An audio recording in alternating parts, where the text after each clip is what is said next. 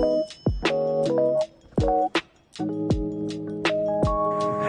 Guys, ल म चाहिँ अब ड्युटी जाँदैछु होइन। यस्तै छ है म बस्ने ठाउँ चाहिँ यही हो मेरो एरिया कुर्तिज भन्ने ठाउँमा। मस्त डेट सिफ्टको ड्युटी हो, 2:30 बजेदेखि ड्युटी छ। 8 घन्टा ड्युटी गरेर आउने, मस्त बेलुका आउने, खाना बनाउने, खाने, अनि जात पस्छ। काम छैन, त्यति नै हो होइन। त्यसपछि काम चाहिँ अहिले निकै छ, तर त्यस्तो साह्रो गर्ने त फिल भएको छैन, किनकि झापालीलाई गर्ने थाहा छ।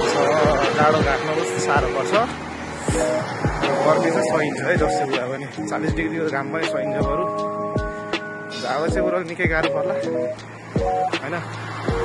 यस्तो यस्तो छ। म जाँदैछु, मेरो एकजना पार्टनर आउँदैछ पछाडि पछाडि, म चाहिँ अगाडि जाँदैछु होइन। गाडी पनि आउने बेला भइसक्यो, ट्रान्सपोर्टेसन टाइम टु टाइम पुग्नुपर्छ। यहाँ त नेपालको गाडी हो, यो रोकभन्दा रोक्दैन। यहाँ त अगाडि 1 मिनट ढिलो हुँदा पनि गेट थुनियो पनि थुनियो, सक्यो। त्यसपछि कुदो कम्पनी गुट्टु टु टु टु टु टु टु जति सक्यो त्यति कुदेर गयो भने भेट्यो, नभए त सक्यो। अब चाहिँ हल्का अलिकति टाइम छ, 3-4 मिनटमा म ट्रान्सपोर्टेसन मतलब मेरो स्टेसन पुग्नुपर्छ। त्यसपछि म गाडीमा ट्याक्क चढ्ने हो। 15-20 मिनट गाडीले पुऱ्याइहाल्छ। फेरि यहाँबाट कम्पनी पुगेपछि त 8 घन्टा त भित्रै हावा पानी बाहिरको केही थाहा हुँदैन। भित्र बसेपछि फेरि एकैचोटि अहिले गएपछि अब अँध्यारोमा निस्किन्छु होइन। अँध्यारोमा निस्केपछि एकैचोटि घर आएर जाउँ अँध्यारो हुन्छ। सुत्दाखेरि त 2 बज्छ यहाँको। 2 बजे सुतेपछि बिहान अब 8 बजे 9 बजे उठिन्छ मजाले। चिल छ, तर त्यस्तो गाह्रो त केही पनि छैन।